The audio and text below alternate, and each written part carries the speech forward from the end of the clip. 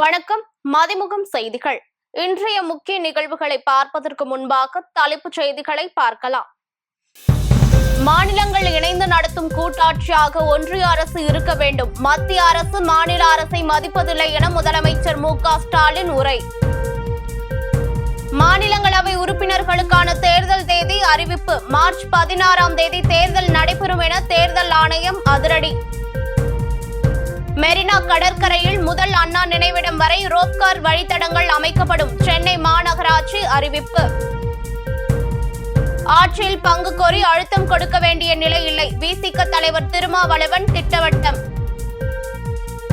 வலுவடையும் காற்றழுத்த தாழ்வு பகுதி. தமிழகத்தில் மழைக்கு வாய்ப்புள்ளதாக வானிலை ஆய்வு மையம் தகவல்.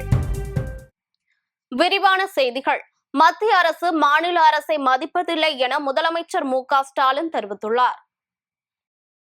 தமிழ்நாடு அரசின் 2026-27ஆம் ஆண்டுக்கான இடைக்கால பட்ஜெட்டை அமைச்சர் தங்கம் தென்னரசு நேற்று சட்டப்பேரவையில் தாக்கல் செய்தார். இதனை அடுத்து வேளாண் பட்ஜெட்டை அமைச்சர் எம்.ஆர்.கே. பன்னீர்செல்வம் தாக்கல் செய்தார். இடைக்கால பட்ஜெட் தாக்கல் செய்யப்பட்ட பிறகு அவையின் நிகழ்ச்சிகள் முடிவுக்கு வந்தது. அதன் பின்னர் அலுவல் ஆய்வுக்குழு கூட்டம் சபாநாயகர் அப்பாவு தலைமையில் நடைபெற்றது. அதனைத் தொடர்ந்து நேற்று தாக்கல் செய்யப்பட்ட இடைக்கால பட்ஜெட் மீதான விவாதம் இன்று முதல் சட்டமன்றத்தில் நடைபெற்றது. அப்போது முன்னாள் எம்எல்ஏக்கள் சுந்தரம், லிங்கமுத்து, மகாராஷ்டிரா துணை முதல்வர் அஜித் பவார், மூத்த கல்வியாளர் ராஜகோபாலன் ஆகியோரது மறைவுக்கு இரங்கல் வாசிக்கப்பட்டது. இதையடுத்து சட்டமன்ற உறுப்பினர்களுக்கான கேள்விக்கான விடைகள் அளிக்கப்பட்டது. இதனைத் தொடர்ந்து உரையாற்றிய முதலமைச்சர் மு.க.ஸ்டாலின், இந்தியாவில் உள்ள அனைத்து மாநிலங்களுக்கும் தமிழ்நாடு வழிகாட்டி வருவதாக தெரிவித்தார். ஒன்றிய மாநில அரசு உறவு குறித்து ஆய்வு செய்த குழுவின் அறிக்கையை சட்டமன்றத்தில் வைக்க உள்ளதாக குறிப்பிட்ட அவர், கூட்டாட்சி தத்துவத்தை அரசியல் சட்டத்தின் கோட்பாடாக மாற்ற வேண்டும் என தெரிவித்தார். அனைத்து அதிகாரங்களையும் தன்வசம் வைத்துள்ள ஒன்றிய அரசு மாநில அரசுகளை மதிப்பதில்லை என முதல்வர் கூறினார்.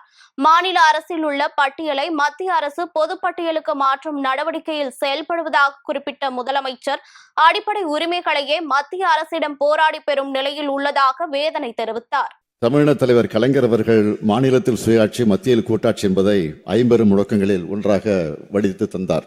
அதனை முழுமுதல் கொள்கையாக ஏற்றுக்கொண்டுள்ள திராவிட முன்னேற்ற கழக ஆட்சியானது தமிழ்நாட்டுக்கு மட்டுமல்ல, இந்தியாவின் அனைத்து மாநிலங்களுக்கும் சேர்த்து இந்திய ஒன்றியத்துக்கே வழிகாட்டும் மாபெரும் முன்னெடுப்பை செய்ய தொடங்கும் வரலாற்று முக்கியத்துவம் கொண்ட நாள் இந்த நாள். நாம் இன்னமும் கடுமையாக போராட வேண்டிய சூழல்தான் உள்ளது.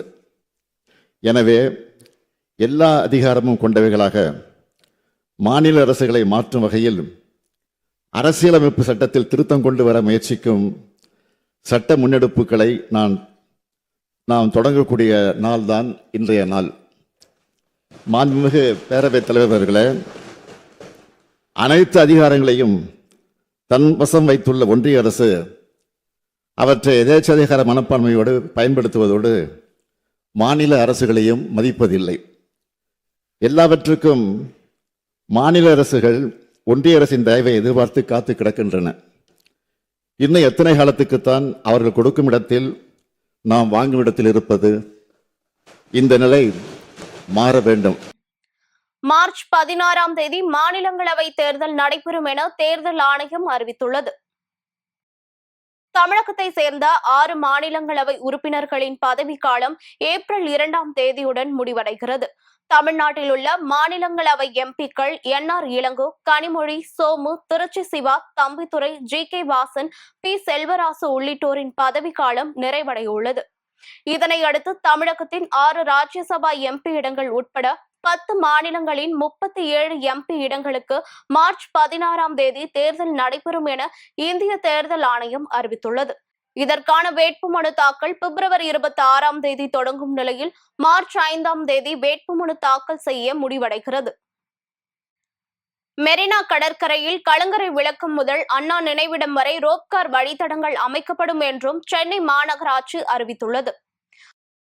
சென்னை மாநகராட்சிக்கான 2026-27ஆம் நிதியாண்டுக்கான நிதிநிலை அறிக்கையை மேயர் பிரியா தாக்கல் செய்தார். அதில் சென்னையில் ஜார்ஜ் டவுன், கத்திவாக்கம், துறைப்பாக்கம், பள்ளிக்கரணை, ராமாபுரம், நங்கநல்லூர், ஆதாம்பாக்கம், மடிப்பாக்கத்தில் உள்ள பேருந்து பணிமனைகள் 110 கோடி ரூபாய் மதிப்பில் மறுவடிவமைப்பு செய்யப்படும் என்று அறிவிக்கப்பட்டுள்ளது. இதேபோல் வெள்ள அபாயம் மற்றும் போக்குவரத்து நெரிசலை திட்டமிடுவதற்கு நகர்ப்புற தரவு களஞ்சியம், உட்கட்டமைப்பு மேலாண்மை மென்பொருள் மூலம் டிஜிட்டல் ட்வின் என்ற திட்டம் செயல்படுத்தப்படும் என்று பட்ஜெட்டில் கூறப்பட்டுள்ளது. கடற்கரைகளை இணைக்கும் வகையில் சாத்தியமுள்ள வழித்தடங்களில் 25 கோடி ரூபாய் மதிப்பில் நடைபாதை மற்றும் மிதிவண்டி பாதை அமைக்கப்படும் என பட்ஜெட்டில் அறிவிக்கப்பட்டுள்ளது. மேலும் மெரினா கடற்கரையில் கலங்கரை விளக்கம் முதல் அண்ணா நினைவிடம் வரை ரோப்கார் வழித்தடங்கள் அமைக்கப்படும் என்றும் கூறப்பட்டுள்ளது. சென்னையில் 50 விளையாட்டு திடல்கள் 20 கோடி ரூபாய் மதிப்பில் மேம்படுத்தப்படும் என்றும் கூறப்பட்டுள்ளது. ஆட்சியில் பங்கு கோரி அழுத்தம் கொடுக்க வேண்டிய நிலை இல்லை என விசிக தலைவர் திருமாவளவன் தெரிவித்துள்ளார். திமுக கூட்டணியில் உள்ள காங்கிரஸ் ஆட்சி அதிகாரத்தில் பங்கு என்ற கோரிக்கைக்கு அழுத்தம் கொடுத்து வருகிறது. ஆனால் திமுக தலைவரும் முதலமைச்சருமான மு.க.ஸ்டாலின் ஆட்சி அதிகாரத்தில் பங்கு என்பது தமிழ்நாட்டிற்கு ஒத்துவராது என திட்டவட்டமாக கூறிவிட்டார். இந்த நிலையில் திருச்சியில் செய்தியாளர்களிடம் பேசிய திருமாவளவன், திமுக காங்கிரஸ் கூட்டணி உடையாது என்றும் காங்கிரசுடன் இணைந்து ஆட்சியில் பங்கு கோரி அழுத்தம் கொடுக்க வேண்டிய நிலையில் விசிக இல்லை எனவும் திட்டவட்டமாக தெரிவித்தார். ஆட்சியில் பங்கு கேட்பதில் தவறில்லை என குறிப்பிட்ட அவர், அவ்வாறு கேட்பதால் கூட்டணியில் விரிசல் ஏற்படும் என்றும் அர்த்தமில்லை எனவும் கூறினார்.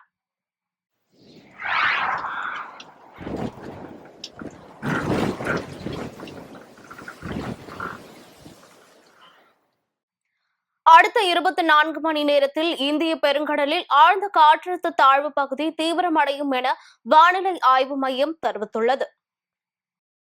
இந்திய பெருங்கடல் மற்றும் அதனை ஒட்டிய தென்மேற்கு வங்கக்கடல் பகுதிகளில் குறைந்த காற்றழுத்த தாழ்வு பகுதி நிலவுகிறது. இது மேற்கு வடமேற்கு திசையில் நகர்ந்து தென்மேற்கு வங்கக்கடல் மற்றும் அதனை ஒட்டிய இந்திய பெருங்கடல் பகுதிகளில் அடுத்த 24 மணி நேரத்தில் ஆழ்ந்த காற்றழுத்த தாழ்வு பகுதியாக வலுப்பெறக்கூடும் என வானிலை ஆய்வு மையம் தெரிவித்துள்ளது. இதன் காரணமாக 20ஆம் தேதி கடலோர தமிழகம், தென் தமிழகம் மாவட்டங்களில் ஓரிரு இடங்களிலும், தென் தமிழக, புதுவை மற்றும் காரைக்கால் பகுதிகளிலும் லேசானது முதல் மிதமான மழை பெய்யக்கூடும் என வானிலை ஆய்வு மையம் தெரிவித்துள்ளது. பிற மாவட்டங்களில் வறண்ட வானிலை நிலவக்கூடும் என்றும், 21ஆம் தேதி தமிழகத்தில் ஒரு சில இடங்களிலும், புதுவை மற்றும் காரைக்கால் பகுதிகளிலும் லேசானது முதல் மிதமான மழை பெய்யக்கூடும் என வானிலை ஆய்வு மையம் தெரிவித்துள்ளது. மாற்றுத்திறனாளிகள் மீதான அடக்குமுறை நடவடிக்கைகளை முழுமையாக கைவிட வேண்டும் என எடப்பாடி பழனிசாமி கேட்டுக் கொண்டுள்ளார்.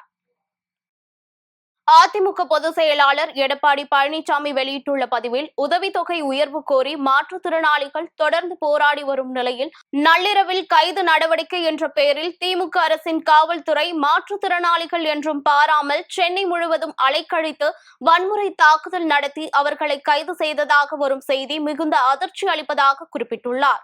திமுக கூட்டணி கட்சித் தலைவரின் மனைவியே காவல்துறை தாக்குதலுக்கு ஆளாகும் நிலைதான் இன்று உள்ளதாக குறிப்பிட்டுள்ள எடப்பாடி, மாற்றுத்திறனாளிகள் மீதான அடக்குமுறை நடவடிக்கைகளை முழுமையாக கைவிட வேண்டும் என கேட்டுக் கொண்டுள்ளார்.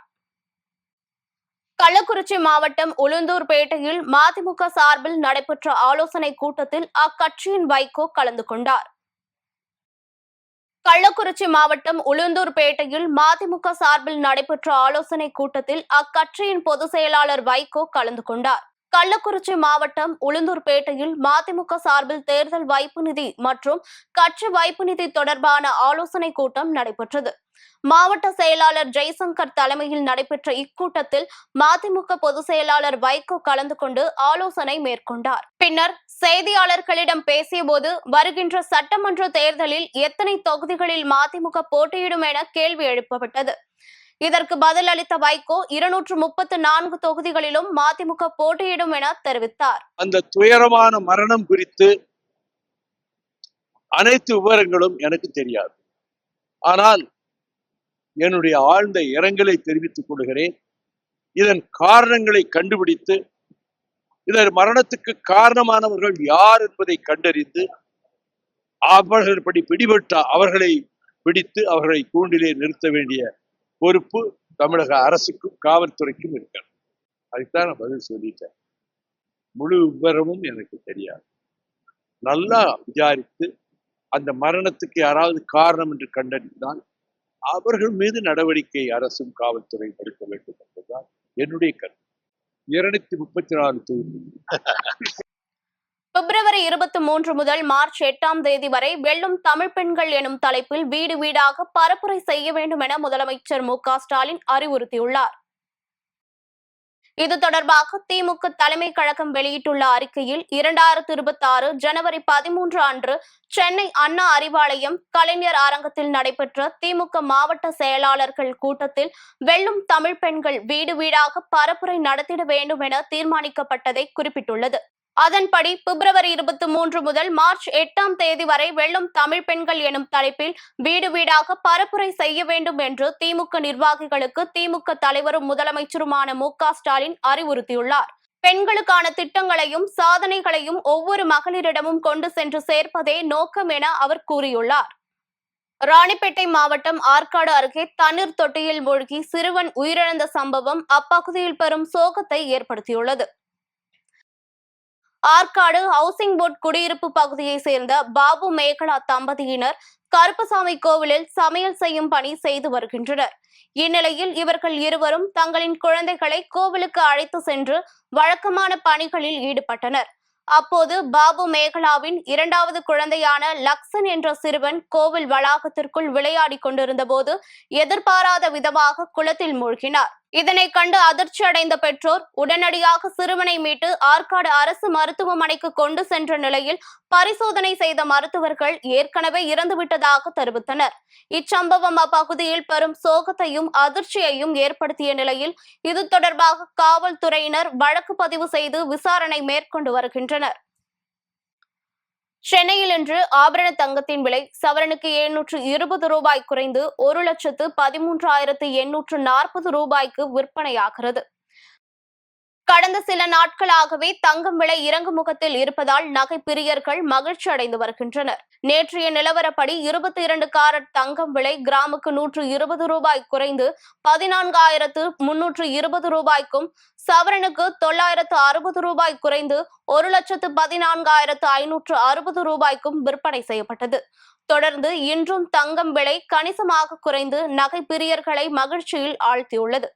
அதன்படி சென்னையில் இன்று 22 காரட் தங்கம் விலை கிராமுக்கு 90 ரூபாய் குறைந்து 14,320 ரூபாய்க்கும், சவரனுக்கு 720 ரூபாய் குறைந்து 1,13,840 ரூபாய்க்கும் விற்பனை செய்யப்படுகிறது.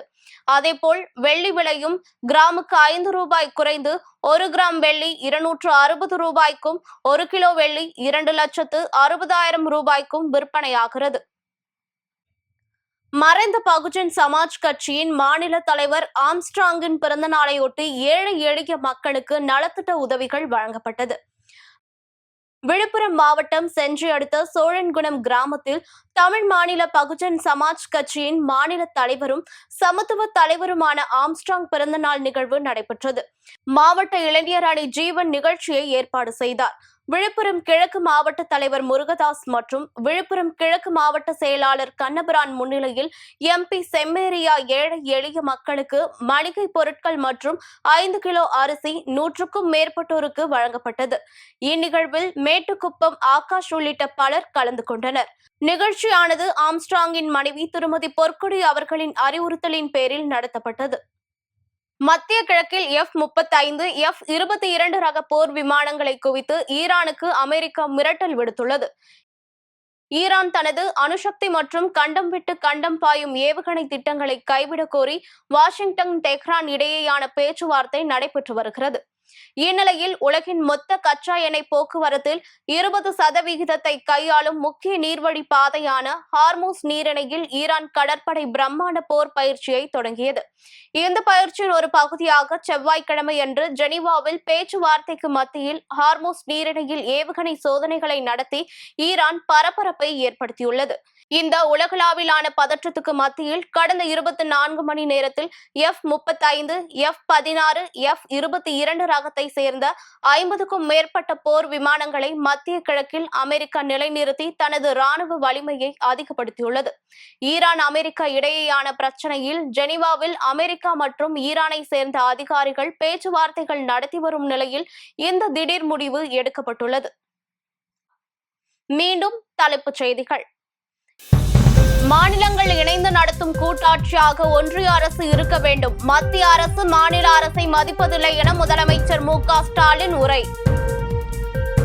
மாநிலங்களவை உறுப்பினர்களுக்கான தேர்தல் தேதி அறிவிப்பு. மார்ச் 16ஆம் தேதி தேர்தல் நடைபெறும் என தேர்தல் ஆணையம் அதிரடி.